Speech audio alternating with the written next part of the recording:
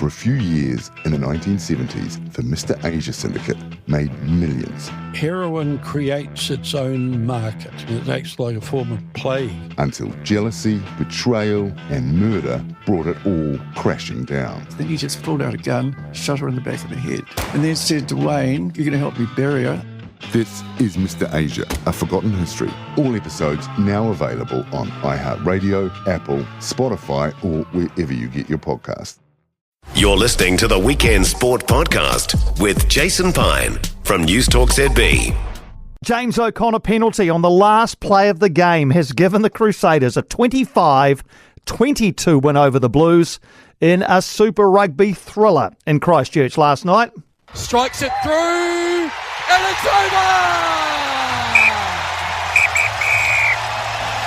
James O'Connor wins it for the Crusaders. Final score, 25 points to 22. Yeah, the Crusaders awarded a scrum penalty after the final hooter. James O'Connor's kick from 37 metres out, sailing through the middle of the posts. Never looked like missing. James O'Connor's with us.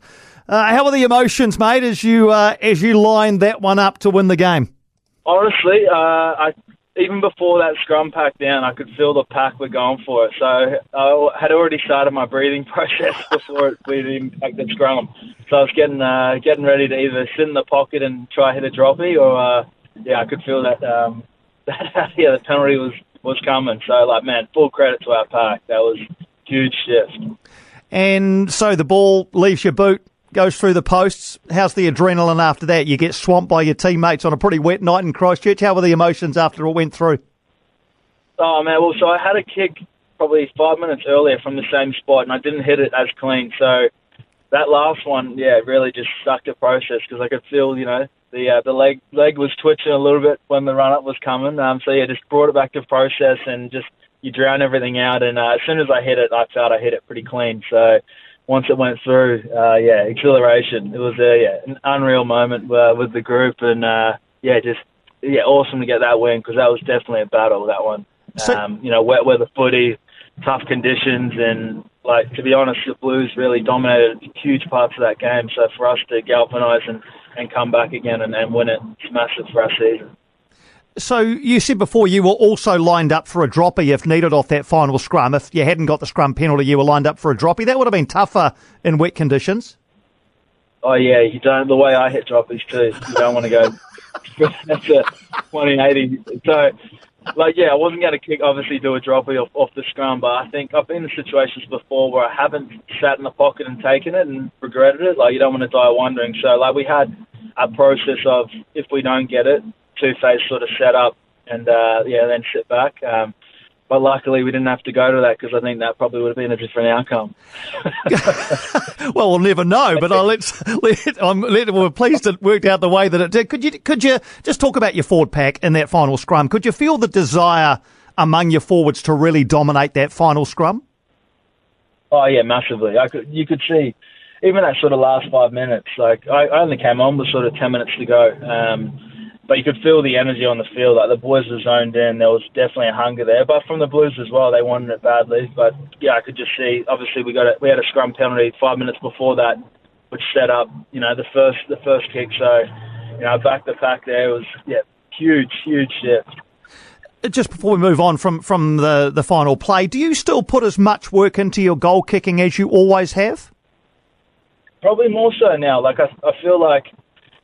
I guess that's my role with this team, sort of to come on and close games out, whether it's to speed it up or to finish it off. So, again, talking about the drop kicking, I've never hit so many drop kicks during training weeks as well. So I've been putting a lot of work into those finishing touches, whether it's kicking out of hand, kicking off the tee, or just from your 10, especially in wet weather footy, that's your sole job really. The forwards go to war for you, they go to battle. So if you can't put them in the right parts of the field, or you can't almost complete your basic skill set, that's purely my job in those games. So just glad I could do it for the boys.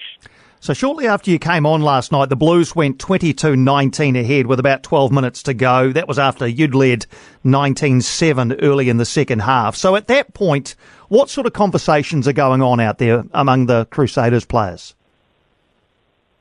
So for me, like coming on, I not the pleasure, but like I got to watch the game sort of from the bench. So I'm seeing sort of what's working, what isn't, and I guess how we can get down there. So like I felt like that last sort of 12 minutes, we still had time. Like it wasn't about panicking and trying to overplay. It was about just territory and possession. And for that, so it was just going to our bankers from our lineouts and then just finding kick space where we could push them back and then hopefully just creep up the field, a little bit of forcey backs.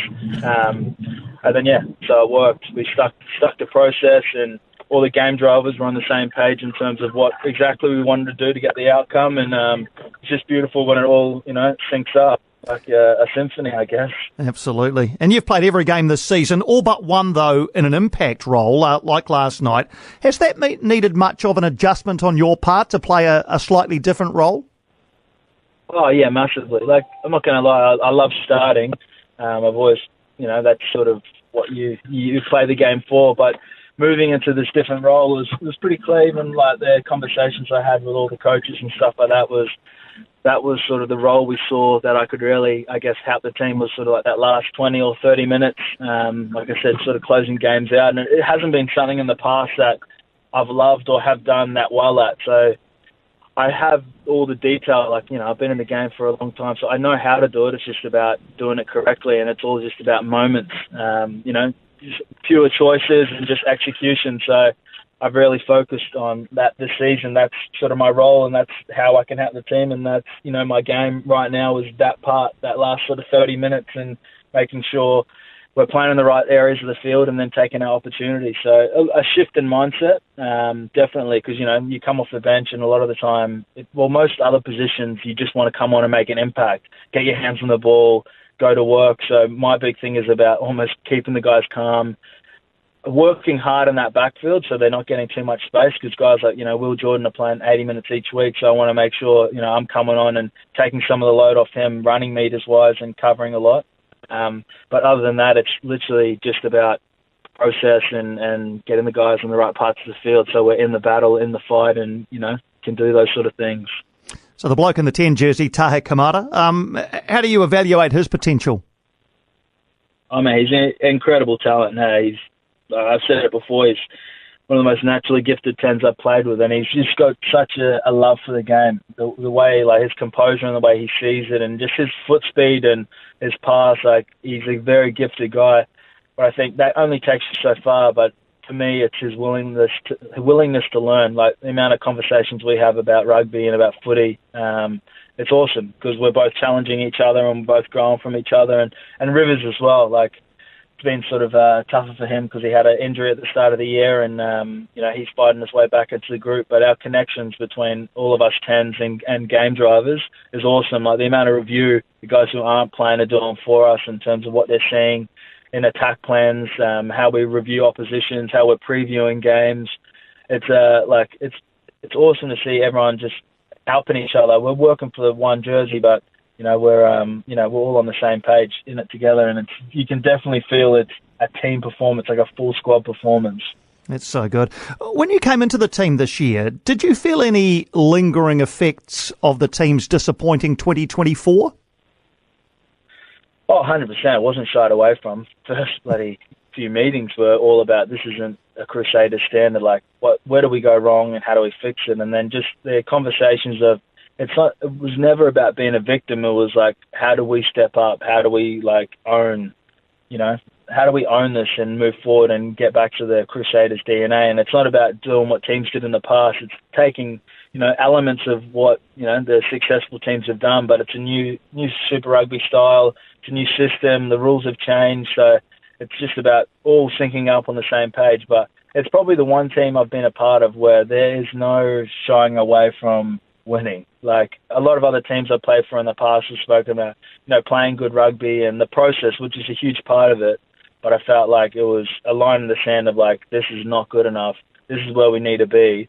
We want this more than any other team. And I think each week you feel when we turn up, especially like a game against the Blues, like, we took that one like it was Origin. Genuinely, like, that was the theme for the week was, Queensland versus New South Wales, and this is going to go down to the wire. We knew the conditions weren't going to be ideal, so then it's literally just about, heart and kaha, and I feel like our boys went to war. So there's going to be a few sore bodies from both sides, I feel. I love that. You still harbour that Wallabies ambition, James? I do. There is definitely a big part of me that would love to go full circle and play in that Lions series and see what happens after that. But I'm not attached to it too much. I'm just loving my footy, loving living in New Zealand. Me and the family are just enjoying our life. Like on the field, obviously, it's gone really well, and I'm enjoying it. It's definitely given me a new zest for life. But away from footy as well, like we're very settled and just enjoying this new environment. Like there's beach, the river, lakes. There's so much sort of, I guess, natural beauty over here that we're really just delving into. That is great to hear. There was some talk online last night about your All Blacks eligibility. People saying, he hasn't played for Australia for a while. Maybe he could play for us. Mate, yeah. Hey, my parents are both Kiwi. But look, I don't think if the All Blacks have fallen back on me, they've got enough good pens in their stable, you know. Hey, and look, I'm gold jersey through and through. That's that's where my heart is. But yeah, hey, they're not going to come knocking. Let's be honest. Well, you're one of the most popular men in Christchurch last night, I can tell you that. So congratulations on another win for the Crusaders, which keeps you clear at the top of the table. Enjoy the rest of the Easter weekend, James. Thanks for having a chat to us, mate. I appreciate it, and we'll do. I'm looking forward to the weekend off. It's going to be great. Good on you, James. Thanks indeed. James O'Connor, how can you not like him? He seems like a real good rooster, doesn't he? James O'Connor, loving life in Christchurch, loving life with the Crusaders loving life with James O'Connor and the team, and they're clearly getting the best out of him. For more from Weekend Sport with Jason Pine, listen live to News Talk ZB weekends from midday or follow the podcast on iHeartRadio.